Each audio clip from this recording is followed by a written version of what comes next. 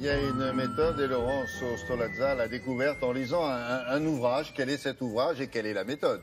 La méthode NERTI. NERTI, c'est nettoyage émotionnel rapide des traumatismes inconscients, développé par l'auteur de cet ouvrage qui s'appelle Luc Geiger, pour aider le plus grand nombre d'entre nous à retrouver une vie normale et en se libérant seul et définitivement de toutes nos phobies, des émotions toxiques, les angoisses, les paniques, la jalousie, la timidité, la colère. Et c'est intéressant parce que selon l'OMS, un adulte sur deux éprouve des peurs excessives et gênantes et 12% souffrent de phobies, de panique très invalidantes. Alors les plus répandues, c'est la peur du vide, de l'eau, la peur de l'avion, des insectes, les araignées, les souris, peur de la foule, de parler en public, vous le disiez.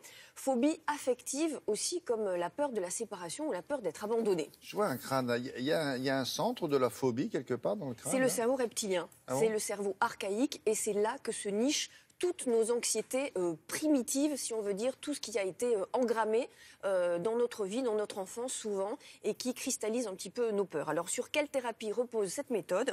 Entre autres sur ce qu'on appelle les TCC, les thérapies comportementales et cognitives, qu'on connaît bien aujourd'hui en psychiatrie, et qui visent à confronter l'anxieux à sa phobie.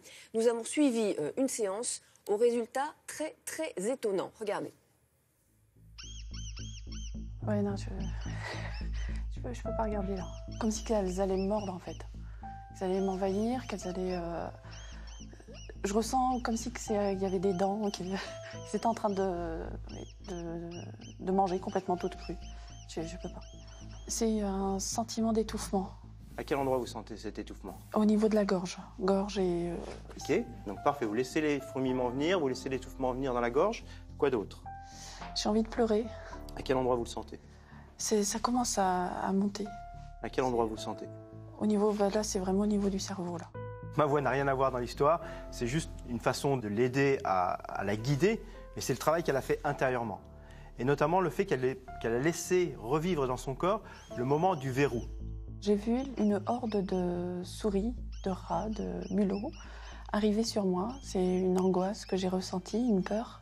Pour l'instant, il y a les palpitations. Oui. Mais les pleurs, ça va. Ok, parfait. Donc on laisse faire. Si vous lâchez prise, si vous laissez vraiment faire, qu'est-ce qui risque de se passer là dans votre corps maintenant? Tomber en syncope. Ok, laissez faire ça. Ce que j'appelle le moment du verrou, c'est le moment où le cerveau reptilien a cru mourir, c'est-à-dire c'est un moment de perte de connaissance, un moment de syncope, qui était en mémoire dans son corps. Et c'est les moments où elle disait « je m'enfonce » ou les moments où elle avait l'impression de tourner. Comment vous le sentez physiquement, cette sensation de tomber en syncope? J'ai encore le cerveau qui réagit en me disant ça va, ça va. Ça continue à tourner? Non, ça va, là ça va. C'est plutôt les pleurs qui... Ça, c'est les moments de verrou. C'est les moments où c'est la mémoire dans le corps de cette syncope, mais sans la syncope réelle. Les mains moites. Ok, parfait. Laissez faire les mains moites, la tête qui tourne. Laissez-vous embarquer là-dedans. Qu'est-ce qui se passe? Ça se calme un peu? Ça se calme un peu. Ok. Ça tourne plus? Non, ça va. Est-ce que vous sentez bien vos bras, bien vos jambes? Oui. Et c'est là où le cerveau reptilien se rend compte que dans ce moment où il est censé mourir, c'est-à-dire le moment où il est censé perdre connaissance, ben, il ne perd pas connaissance. Et donc comme il ne perd pas connaissance, il se dit, normalement je meurs, mais je ne meurs pas. Normalement je meurs, mais je ne meurs pas. Il arrête de réagir. Quand vous voulez, vous revenez avec moi, vous rouvrez les yeux.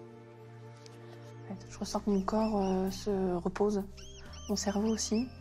Je ne suis pas de là à les prendre, mais je les vois moins en ennemis,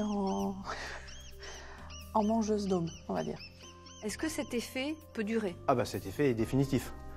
C'est forcément définitif parce que le cerveau reptilien, il est très basique. C'est-à-dire qu'il est, soit il y a vie, soit il y a mort. Et une fois qu'il a compris quelque chose, il ne change pas d'avis. Il m'a retiré en fait le sentiment de peur ou de haine contre cet animal. La peur d'avoir peur aussi? Oui, aussi. Intelligent.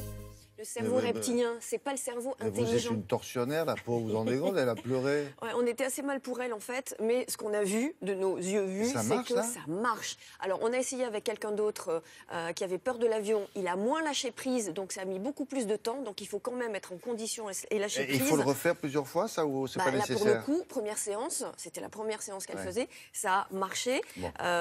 Donc la méthode NERTI, voilà, c'est nouveau. C'est validé et il y a un ouvrage et les infos sur notre site internet aussi. Oui, bien sûr. Merci Laurence.